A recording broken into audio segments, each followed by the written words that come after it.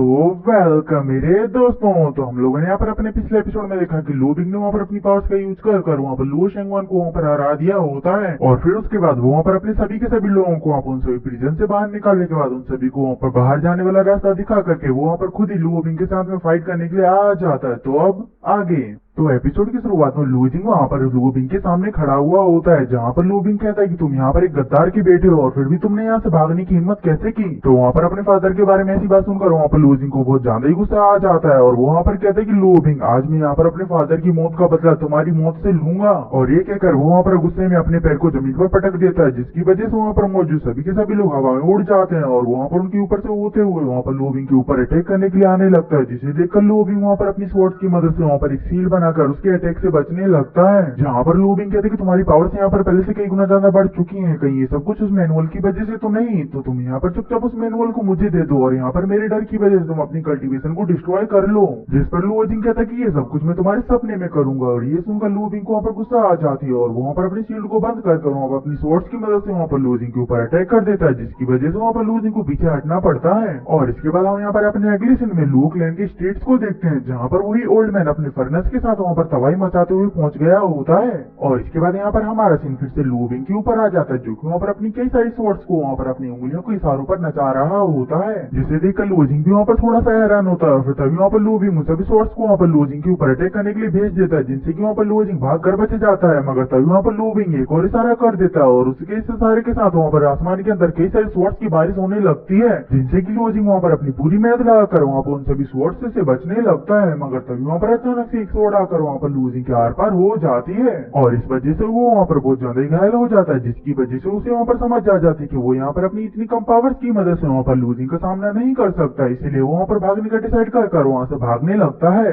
जिसे देखकर लू बिंग कहते कि तुम यहाँ से भागना चाहते हो, मगर अब ऐसा मुमकिन नहीं है। और ये कहकर वो वहाँ पर अपनी किसी टेक्निक का यूज कर देता है और उस टेक्निक की वजह से वहाँ पर कई सारे हैंड आकर वहाँ पर लू बिंग को पकड़ने लगते हैं, जिनसे बचने के लिए वहाँ पर लू बिंग हवा में छलांग लगा देता है। मगर वो सभी के सभी हैंड वहाँ पर हवा में ही पकड़ लेते हैं, जिस पर लू बिंग उससे कहते हैं कि क्या हुआ, क्या आप तुम यहाँ से भागना चाहते हो। तो वहाँ पर लू बिंग कहते कि क्या डिमोनिक पावर्स, क्या तुमने अब यहाँ पर डीमंस के साथ में भी हाथ मिला लिया है। तो वहाँ पर लू बिंग कहते कि तुम यहाँ पर बिल्कुल ही अपने फादर के जैसे फूल रहोगे, बस यहाँ पर बहुत हो चुका, तुम मुझे यहाँ पर चुपचाप उस नॉवल को दे दो, वरना मैं तुम्हें यहाँ पर वन पीस में नहीं रहने दूंगा। और उसके ये कहते ही हमें वहाँ पर किसी का हंसने की आवाज आती है, तो हम लोग देखते हैं कि आवाज वाला इंसान वहाँ पर और कोई नहीं बल्कि वही ओल्ड मैन होता है, जिसे देखकर लू बिंग कहते कि तुम यहाँ पर क्या कर रहे हो। जिस पर वो ओल्ड मैन कहते कि लू बिंग मैंने यहाँ पर तुम्हारे बड़े भाई को मारने में तुम्हारी मदद की थी, मगर अभी मेरा इंटरेस्ट उस लड़के में, तो तुम क्या उस लड़के को मुझे दे सकते हो। जिस पर लू बिंग उसे वहाँ पर साफ साफ मना कर देता है और वो वहाँ पर उसके ऊपर लिलिथ मिस्टिक स्वॉर्ड नाम की टेक्निक से अटैक कर देता है, जिस पर वो ओल्ड मैन वहाँ पर अपने फर्नेस की मदद से उन सभी अटैकों से बच जाता है। और वो वहाँ पर पलटवार करने के लिए वहाँ पर अपने फर्नेस के अंदर से कई सारी बॉलों को नीचे फेंक देता है, मगर वो सभी की सभी बॉल्स नहीं होती, वो सभी के सभी वहाँ पर स्मोक बॉम्ब्स होते हैं, जिसकी वजह से वहाँ पर चारों तरफ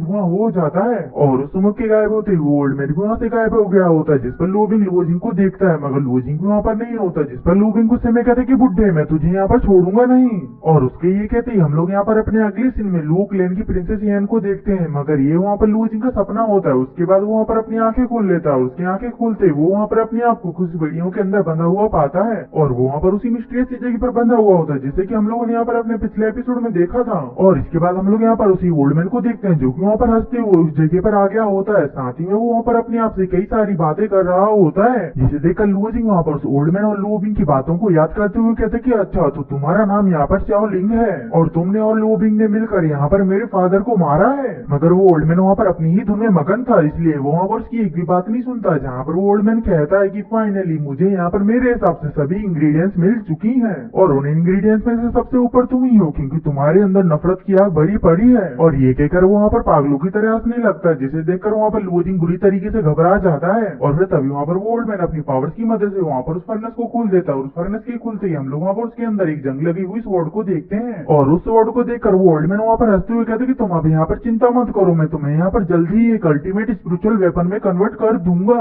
तो ये सब कुछ देखकर वहाँ पर लू जिंग चिल्लाते हुए कहते कि आखिर तुम्हारा हमारी फैमिली ने क्या बिगाड़ा था जिसके लिए तुमने यहाँ पर मेरे फादर को मारा है। तो वो ओल्ड मैन कहता है कि ये सब कुछ मैंने यहाँ पर लू बिंग के कहने पर किया है, क्योंकि इसने मुझे यहाँ पर बहुत सारे बेनिफिट्स देने का वादा किया था। और इसके बाद हमें यहाँ पर एक फ्लैशबैक दिखाया जाता है, जहाँ पर कुछ स्लेब्स को एक जगह पर ले जा रहे होते हैं कि तभी वहाँ पर आसमान से कई सारी चेन्स आकर वहाँ पर उन सभी स्लेब्स को अपने साथ ले जाती हैं और इन सभी स्लेब्स के बदले में उस ओल्ड मैन ने वहाँ पर लूबिंग को एक कलरलेस पॉइजन दिया था। और इसके बाद हम देखते हैं कि वो ओल्ड मैन वहाँ पर लूजिंग से कहते हैं कि मगर उसने यहाँ पर जितने भी लोगों को भेजा था वो सभी के सभी यहाँ पर बिल्कुल ही कमजोर थे, मगर तुम्हारे साथ ऐसा नहीं है, तुम यहाँ पर मेरे बिल्कुल ही परफेक्ट इंग्रेडिएंट बनोगे। तो ये सुनकर लूजिंग वहाँ पर कहती कि आखिरकार तुम यहाँ पर अपने मतलब के लिए उन सभी निर्दोष लोगों के साथ ऐसा कैसे कर सकते हो। और ये कहने के साथ ही में वो वहाँ पर अपनी पावर्स की मदद से वहाँ पर उन सभी चेन्स को तोड़ने की कोशिश करने लगता है, जिस पर वो ओल्ड मैन कहता है कि ये सब कुछ तुम यहाँ पर बेफालतू में कर रहे हो। और ये कहकर वो वहाँ पर अपनी पावर्स की मदद से उसे वहाँ पर ऐसा करने से रोक लेता है। उसके बाद वो वहाँ पर अपनी पावर्स की मदद से उस फर्नेस को वहाँ पर एक्टिवेट कर देता है, जिस वजह से वहाँ पर सब जगह पर ग्रीन एनर्जी फैल जाती है। और उसके बाद वो ओल्ड मैन वहाँ पर स्वॉर्ड से कहता है कि अब तुम यहाँ पर पहले से कई गुना ज्यादा पावरफुल हो जाओगे। और ये कहकर उसने वहाँ पर अभी तक जितनी भी पावर्स को इकट्ठा किया था वो उन सभी पावर्स को वहाँ पर उस फर्नेस के अंदर डालने लगता है। और इस प्रोसेस की वजह से वहाँ पर लूजिंग के अंदर की एनर्जी भी वहाँ पर उस फर्नेस के अंदर जाकर के वहाँ पर स्वॉर्ड को रिफाइन करने लगती है।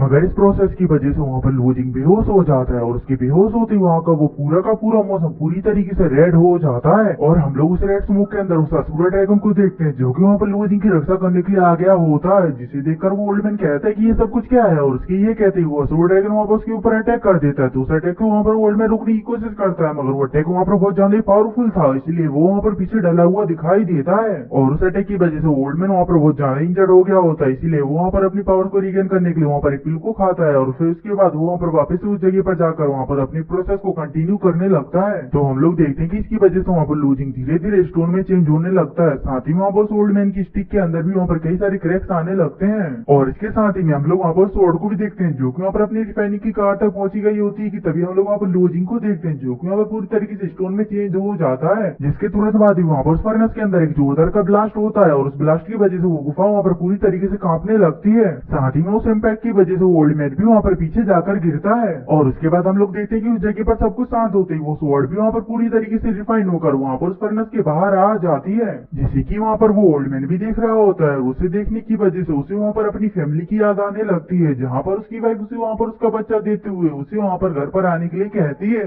और उसके बाद वो ओल्ड मैन वहाँ पर स्वॉर्ड को बड़े ही प्यार से देखने लगता है, क्योंकि वो उस स्वॉर्ड को अपने बच्चे जैसा मानता है, इसीलिए वो वहाँ पर स्वॉर्ड को बनाने के लिए इतना ज्यादा पागल था। और साथ ही में हम लोग वहाँ पर लूजिंग को देखते हैं जो कि वहाँ पर पूरी तरीके से स्टोन में बदल गया होता है। और इसकी वजह से वो वहाँ पर अपनी कॉन्शियसनेस के अंदर चला गया होता है। और उस जगह पर हम लोग वहाँ पर असुरा ड्रैगन को भी देखते हैं जो कि वहाँ पर लूजिंग को देख रहा होता है और उससे वहाँ पर कहता है कि बच्चे तुम अभी भी यहाँ पर बहुत ज्यादा ही कमजोर हो। और अब बस इसी के साथ ही में हमारा ये एपिसोड यहीं पर ही खत्म होता है। मैं आशा करता हूँ कि ये वीडियो आपको पसंद आया हो। तो बस आज के लिए इतना ही, मिलते हैं हम अपने नेक्स्ट एपिसोड में, तब तक के लिए बाय बाय।